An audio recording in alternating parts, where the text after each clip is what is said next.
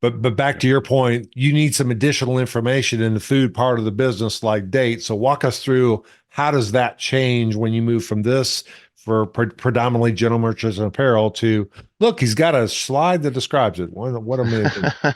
So, I didn't know how technical we wanted to go, so I'm gonna jump right in here, Mike. So, No, so you good. you open the door. So this Absolutely. is great. Come on, But walk in. all right, man. So the DSG10 plus, that is the encoding scheme instead of the SG1096. That is the encoding scheme for food space, right? So this is two examples of two different tags using this DSG10 plus encoding. I'll walk us through this, right? So this is the nerdy stuff, right? So I'm just going to back up a tiny bit. An RFID tag is basically sending you a signal. Like you say, "Hey tag, tell me who you are," and the tag says, "Okay," and it gives you a amplitude modulated signal back. So you get a big wave for a one and a little wave for a zero, right? And so each one and zero is big and little waves that come back, and a reader is going to use GS1 standards to interpret those ones and zeros and make sense of them. And here is the gory details of exactly what that is. So my first 8 bits, my first 8 ones or zeros tell me, this is a DSG10 plus encoded tag. I know what to expect next, right? So I know it's a product and I know this is the format. The next bit here says, am I giving you extra information beyond the core information that's required? In this top example, no, there's a zero here. In the bottom example, yes, there is extra information, Hmm. right? The next value is a filter, which in this case is indicating a case, but you could have a point of sale item filter value or a unit load or pallet or what have you. So the filter allows me to have a distinction to be able to say, hey, I'm only looking for point of sale items here. Don't give me the other information or vice versa. The next two, because it's a DSG plus, then I have to have a date. And so I'm saying, well, what kind of date? Is it a production date? Is it an expiry date? A best by date? Right? Those types of that choice of what kind of date is indicated here by this date indicator, followed by the actual date value. YYMMDD, right, year, month, day format, followed by the G10. So just like the SG1096, except it's formatted a little more simply, right? It's in one string instead of having to use like an algorithm to put it together. But I have my product identifier here. And then following that is a encoding indicator and length indicator, which is really describing the serial number that's to come. And so I'm saying I'm about to give you an uppercase hexadecimal value that's 8 characters long, and here it is, right? And so what I've done is I've captured this information that it's a product, that I have a particular date, G10, and serial number, and I've done that in 128 bits. And let me just say why I call that out. 128-bit tags are very widely available. Once you get over 128-bit tags, at least as the time of this recording, then you don't have as many chips available. They're definitely available. They're definitely out there, but you're outside of what I would typically call like a commodity space. And so that's your business decision: is you can add more data, but then there might be a cost associated with that. So just to round this up, so the first tag I've gone through, right? So 128 bits, I have my G10, my date, and my serial. The second tag here also includes a batch lot. And so we can see the same data structure. It's just that the AIDC indicator says, yes, I have more data. And then this next line is showing I have application identifier 10, which is a batch lot. And again, a coding and length indicator saying I'm giving you a numeric value that's 6 characters long, and here it is. So that's the gory details of how that's done, but really that's so important to the industry to be able to encode this data. And this is part of the Tag Data Standard 2.0, which was released in August of 2022, which is really the most substantial change to the tag data standard in over a dozen years. So some major effort, a major focus within industry, really focused on enabling food to build interoperable and future-proof solutions that will really truly scale globally instead of being kind of confined based on limited data that's available. So give me three different tags. I've got a piece of apparel that's just a regular SG10. It's a 96-bit SG10. Then I've got Mhm. a tag one that you've got here, which has extended attributes, that's 128. And then I've got a tag two with the bigger, which is 164. Do Yep. I, as a retailer, have to have different hardware and software capabilities to read this in? Do I have to Nope. convert everything over to this new format? Are we backwardsly compatible? Help me think through that as a retailer. Yep. So the same hardware to read the tags, because the SG1096 isn't the only encoding scheme. There are other higher memory encoding schemes that exist, and the same hardware that supports SG1096 supports those other higher memory. So you're not limited in any way. The system of standards and the air protocol are all such that there's no impact to your physical hardware. It's simply when you get the bit stream back, it's your software that interprets the Okay. bit stream. Uh, uh, that software has to be upgraded. But the cool thing is, this is a standard, it's a global standard. So you're not making something that's proprietary that's going to kind of expire and you have to maintain, and your trade partner doesn't know what you're doing. You're simply upgrading this interpretive framework to the newest standard.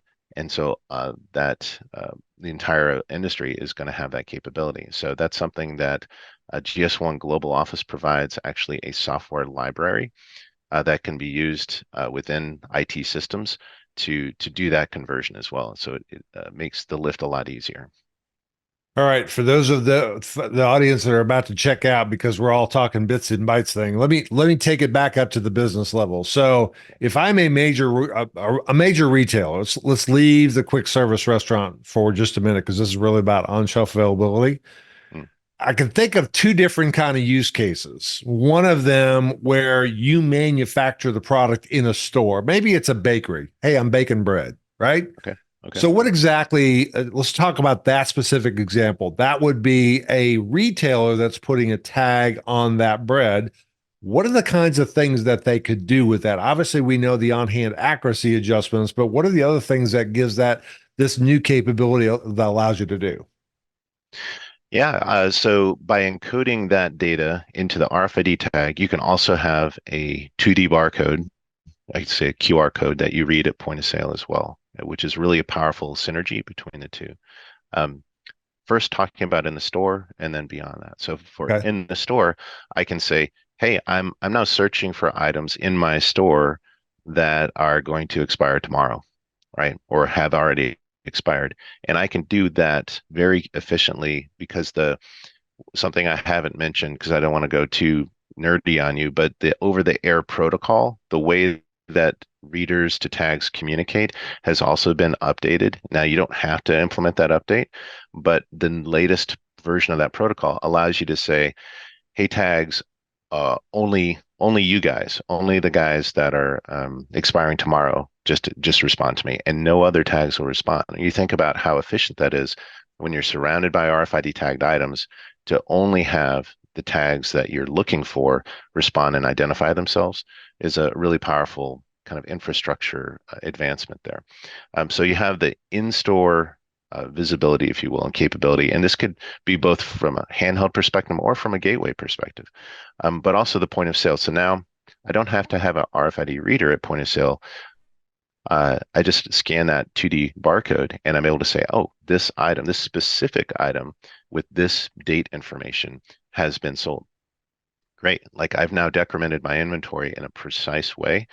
Um, and if I have, even if I'm cycle counting and I know, well, I have some items over in this part of the store and other items in that part, I know, well, I pulled this item that was over in that part of the store and I might replenish to it or have that more specific location awareness based on that serialization. But you go beyond the point of sale. Now the consumer, and consumer could do it before or after point of sale, could point their phone at the QR code and Mhm. you can tell them a story, right? You can engage the consumer in a certain way in a variety of ways. And so the consumer can learn more about maybe somebody wants to check for an allergen after the fact or order another one or what have you, right? Or heaven forbid there's a recall or something like that. There's that capability built into that platform, that digitally enabled platform that's there. Got it. So let me make sure I got this right because I think I'm tracking with you. So scenario Yeah, one yeah. in the grocery store, I bake a loaf of bread, I slap just a regular label on it, and I put it out there for a customer to buy it. every morning I got to go through and look at every single date and every single loaf of bread to go, is that has to get marked down? Because they usually mark it down before they toss it. But there's a markdown process, mark it down for a reduced sale. They usually say, I baked too much, so here's an opportunity. But however they want to market that.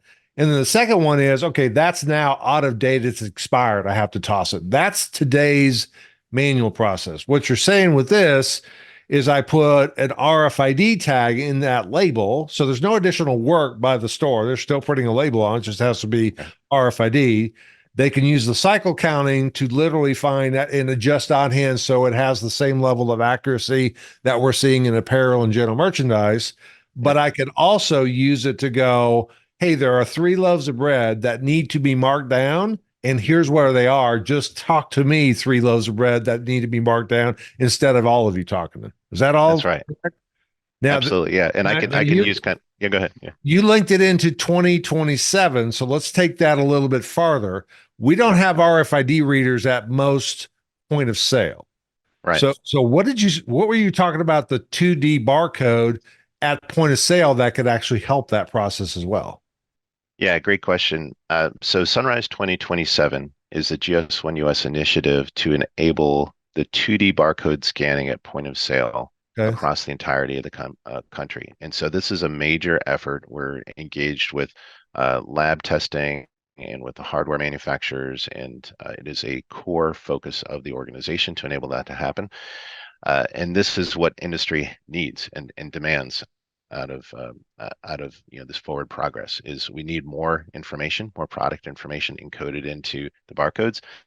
We also have our products are kind of like race cars. They're covered in logos and barcodes, right, and identifiers.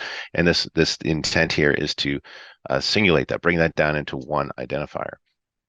The power of it with something called GS1 Digital Link enables that one barcode to not only have a rich set of data, like the expiration date or batch lot or that type of information above and beyond the product identifier, but it also allows a web resolvable address. So it allows you to provide product information and engage consumers in a direct way.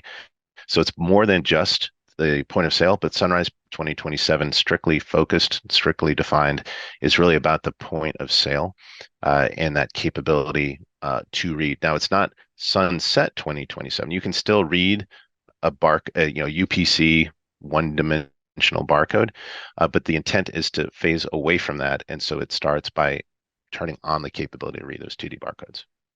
All right, so let's play that part out. In addition to knowing what I have at a high level of accuracy, and when I leave for my first shift at 4:30, I know there are 3 loaves of bread that right now tomorrow morning have to be marked down.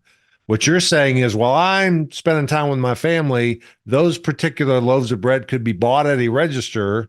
That unique UPC, G10, and serial number is now left the building.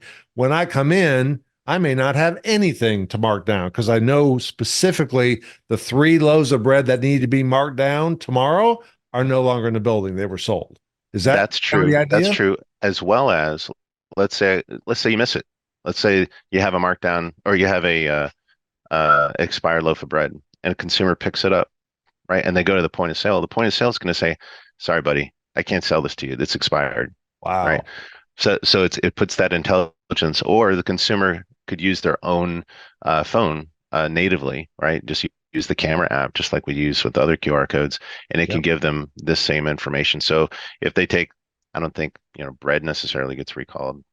Maybe it does, like bakery bread, Good. Good. but in certain cases, yeah, maybe, but somebody hears about a recall, they can go to their refrigerator and point their phone at the QR code in the products in the refrigerator to say, okay, has anything here been recalled as well? So it allows that ongoing interactivity. Let's say a regulation comes into play where I need to provide more information about a certain element of a certain product, right?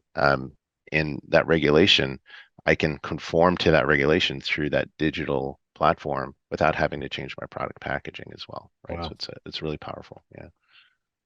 Wow. Yeah, I can imagine, having the fortune to both be on the manufacturer side with Procter and Gamble and then the Walmart side.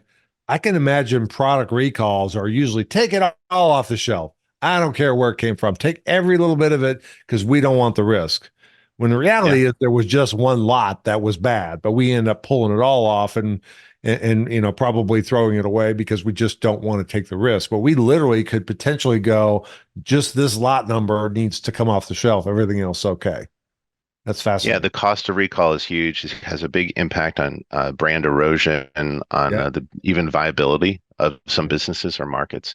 And knowing these where did these items go? So a quick serve restaurant operator shared with me that they have a recall. Well, in certain cases, they have a large list of potential destinations, potential stores that these recalled items went to, but they don't have without RFID, they don't have the precision to understand which stores. So Mhm. now they have to literally visit each store, say 75 stores, instead of the 3 stores that actually receive these items. They have to physically go visit, or sometimes they even have to shut down the registers to say this is serious enough.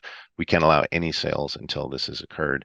So it's incredibly inefficient to deal Yeah. with that. So you have a precision recall has a huge business benefit. Wow. Yeah. Well, here's another use case, and this is not a food related use case, but the other part of that is there's a lot of retailers out there, and I'm just going to call out Macy's, Joe Cole, and the great work he's doing in the asset Mm, protection space. mm, And what they're trying to do is compare what left the store versus went through a register. Today, it's I sold these G10s, so the UPCs, and I'm trying to match those against what serialized items left the store. So you sort of hmm got a one to many kind of thing. Now, in the future, if we get this 2D barcode, which has to be serialized on a package, that gives us the ability to say that item without trying to use point of sale at registers, because that has challenges with overreads and underreads and stuff like hmm that, Yep. and just more hardware at the register that's going to cost the retailer money. We can actually read the serialized item that was sold versus the items that are leaving the store and take whatever action they choose from them, including if somebody does take something like that and just track this through and then they return it the next day and say, I want my money back. We happen to know that that particular item never went through a register and it left the store. They may be a different conversation with the customer than here's your money. Yeah. Yeah. Absolutely. Yeah. Loss prevention has been it's grown a lot in the last Yeah. couple of years in Yeah. the focus within the industry, especially because we've seen loss prevention or organized retail crime at work Yep. and maybe less organized as well. What's interesting is also so I totally agree with what you're saying, and that's a very powerful thing. The power of serialization. How does that apply to loss prevention? Right. And so being able to see what did I sell, like you said, but being able to say, okay, no, I never sold this item. Right. I have Yep. a mistake-proof process in place where I have to barcode scan a Yeah. 2D barcode in order to, I have this serialized. So it's a power of serialization. But we think about the supply chain for a second.